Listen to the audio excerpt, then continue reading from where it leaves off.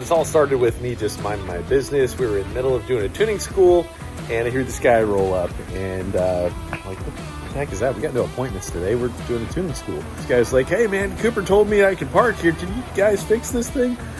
Turns out it was Jimmy Dale. We're actually on the return right now, and Juan is taking a break real quick, but we got a monster clutch going back in, but we gotta find out what went wrong. What the heck happened? I think what happened was a little mix of a few things. Had a loose shifter, so the bolts are all backing out. It's not really a big problem. The fork tube had some noise, so I didn't know if the transmission had a bearing issue, but as I was spinning it by hand, I did hear some like a wheel bearing. So then further this assembly, I found out the bearings here were wiped out. Did provide, so I'm really happy they did that, but it's toast.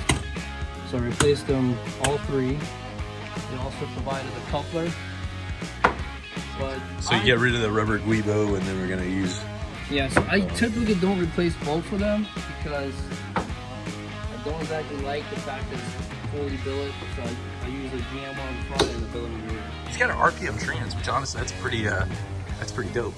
Yeah, so I find out that it was in there, so I was like, oh, is that an RPM? I was like, hell yeah. So. And we got a monster clutch going in. It's probably a Monster S, I would imagine. We haven't gotten to exactly what the problem was. It was kind of like the clutch due to loose hydraulics or something like that. Yeah, I felt like it was just not fully engaging. It was just kind of slipping. And so I think what happened was the bolts were a little too long. And they were touching. Yeah, it looks like that. The actual spring. And the thing's polished. Oh yeah, super polished. I think the pads got wore down a little bit on the clutch material, and then it just started hitting this, and it just kind of go from there.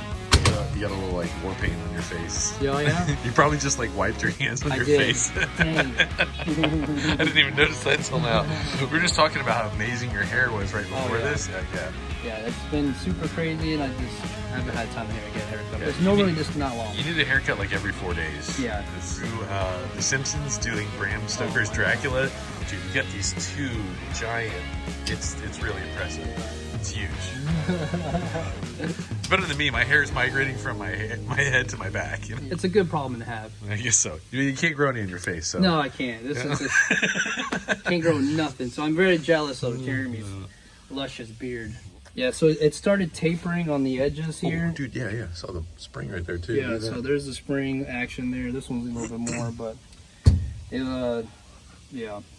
There's a few things, but it's going to be back better than ever. You're pretty much, what, over 50% done right now? Yeah. Right. Oh, yeah. So you're over the hump, and now it's just time to reinstall. Really, yeah. So I just basically finished the clutch part, put the bell housing back together, and back together she goes. It's a pretty cool looking car, man. I always got a soft spot. I know you're a CCW guy, but I got a soft spot for the CCW Classics.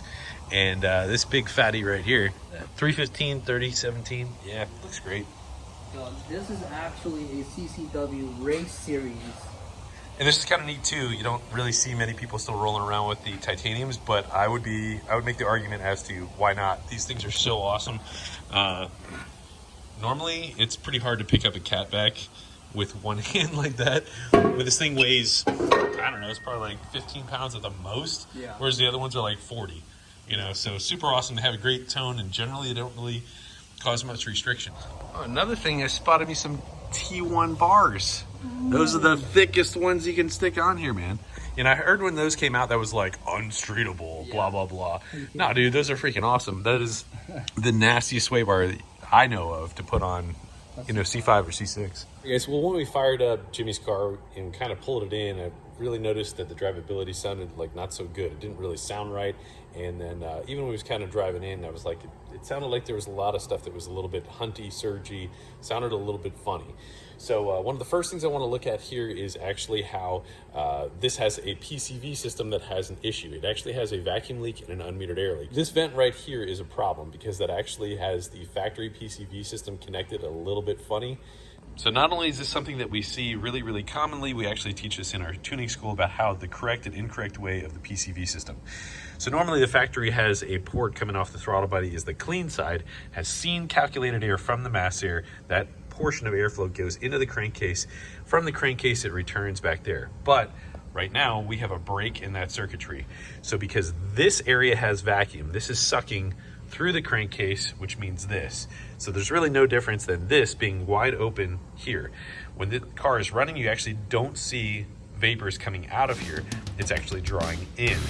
So that is the problem, in the fact that this guy right here is the problem if we're gonna run this way.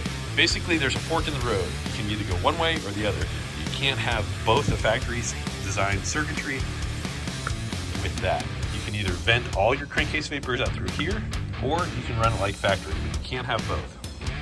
So what we're gonna do is we're gonna bypass this guy, put a factory cap back on that. We can make this whole catch can system work just right. Now the other thing too is that we found out that he had some pretty hot plugs in there. In order to be able to run a more aggressive tune, we're gonna run some NGK TR6s and be able to have a little bit more spark advance more safely, be able to make a little bit more power without any sort of problem of running into detonation.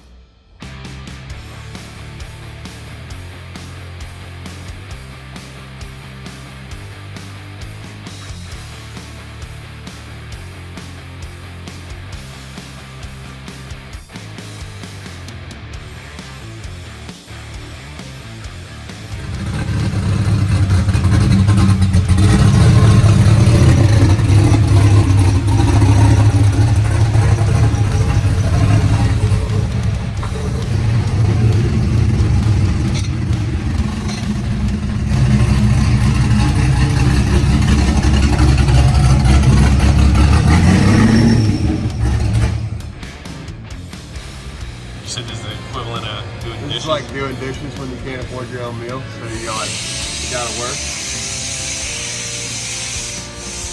Hey, are we recording?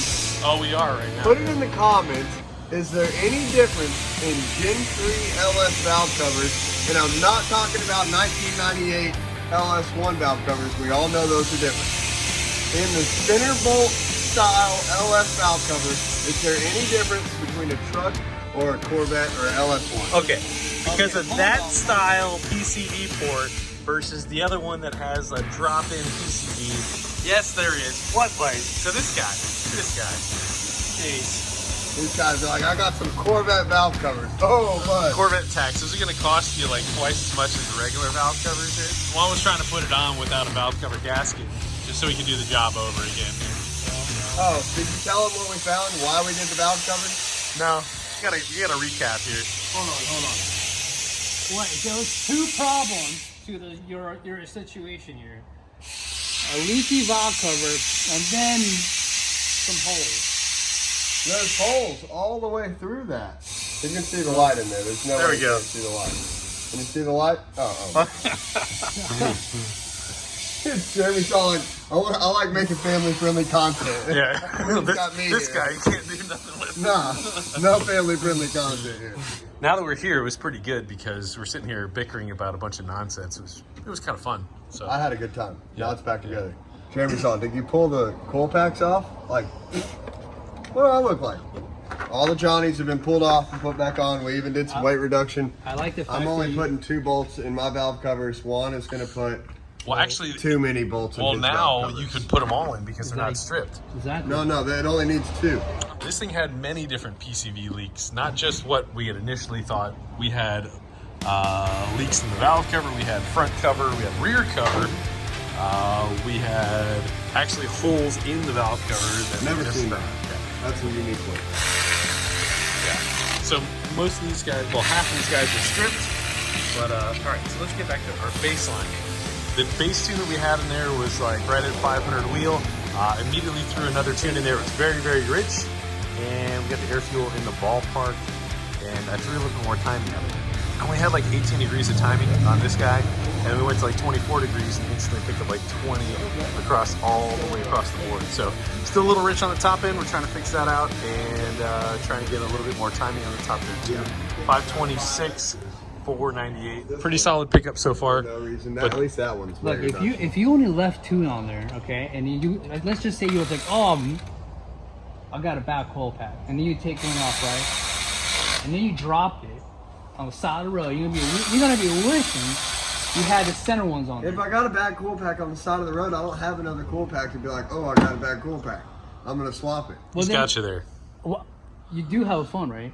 call a friend. I'm gonna misfire to the nearest auto parts store, and then I'm gonna swap the coil pack. And then you're gonna drop the bolt. Well, good thing the coil pack's got 2 bolts on it too. I just need 1. Oh, you got me there. Hey! You got me there. Yes, sir. So I guess the moral of the story is the less bolts on the coil pack, the better? Weight reduction. Clearly, Obviously. clearly. Okay. You want to go faster, weight reduction. This one's already missing. Oh, here we go. Nailed it.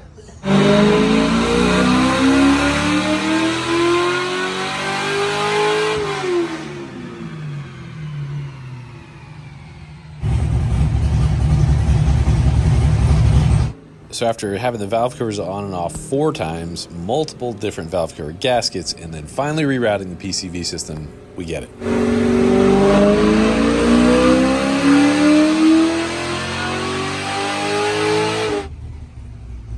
Watching this guy work on this car is absolutely hilarious. This has been a lot of fun. Oh, hi. You know, I'm really glad you've maintained a very positive attitude through all of this. Oh, yeah. Being negative's not going to hurt or help anything. It's really not.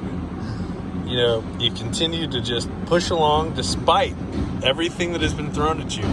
It's commendable. I won World Series Pro Mod 2 days ago, so I'm still like flying high, you know what I mean? You walking on sunshine? Yeah, still. Yeah. Even with my car all off. We'll have to bleep that. Put a horn or something. It's been a joy to watch you work on the car, honestly. Like, Thanks. you just put like 30,000 ooga doogas on the... When the valve cover is leaking, you know, you just hit it harder. it's still leaking, hit it harder. I thought Juan was about to puke though. Yeah, I mean, you offended him. Yeah, he's still not talking to me. He was offended. Freaked me out here. You were one dooga from being a 5-minute job to a 5-hour job. We got an extraction And we're- set, right? You know, it matches the car. I mean, we're like 5 hours past schedule right now anyway, you know. So we made our peak power. We're not going to make any more. It's time to go for a test drive. Jimmy was talking about how, oh man, the oil clutch and all that other stuff was really, really tough and difficult. But first time he hops in the car, we go out, we're like going right, leaving the parking lot right here. Stalls. It's like, oh my gosh, I wish we were recording. Unfortunately, I lost this video, so I'm giving you my best rendition. Boom, stalls it again. We make it out to the street, and he's like, all right, I got this. 200-foot burnout. Got it figured out here. I have Monster products and everything that I have between the Miata and Uncle Sam because it totally caught him off guard. But yeah, went for a ride and did a couple different, rips up and down the road. It's very powerful, and that C5 chassis is pretty darn light.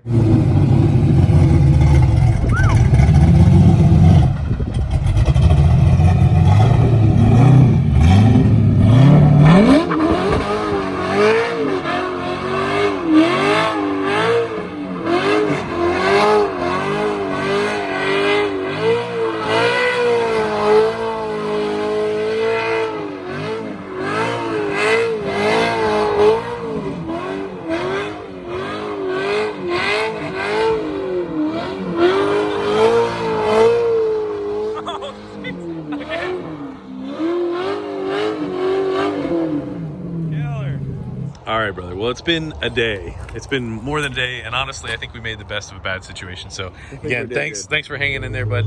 And we got all our issues resolved. I mean, we had issue after issue, but we got through them all. And that's honestly, you said a little earlier, it's kind of how dyno days go. That's how dyno days go. If you think that you're going to show up to the dyno and it's going to be all rainbows and fairy tales, it's not how that works. No. And I honestly, as we kept digging, it got worse and worse, but that means that it's a better turnout in the end. You're going to have better mileage. I've never had valve covers with holes drilled into them. Yeah. On my bingo card. It wasn't even, never would have thought of that. No, I agree. This thing is pretty freaking sweet looking. You got me, I'm a sucker. CCWs, dude. Dude, anybody over the age of 25, CCWs on a C5, just classic. Well, I wish you well with your whatever you decide to do with it, and if you just rip it, and I want to know if you make some good gas mileage on the way home, because we should be able to pick up quite a bit. I'm about to do 1,000 miles. I think it's 1,100 miles to my house. Like right now. That's a trek. Like after we beat on it all day on the dyno, I'm just gonna get in and start driving. I'm gonna drive as far as I can until I fall asleep, and then get a hotel or sleep in the car. Best wishes, cuz. Thanks, dog. See you soon.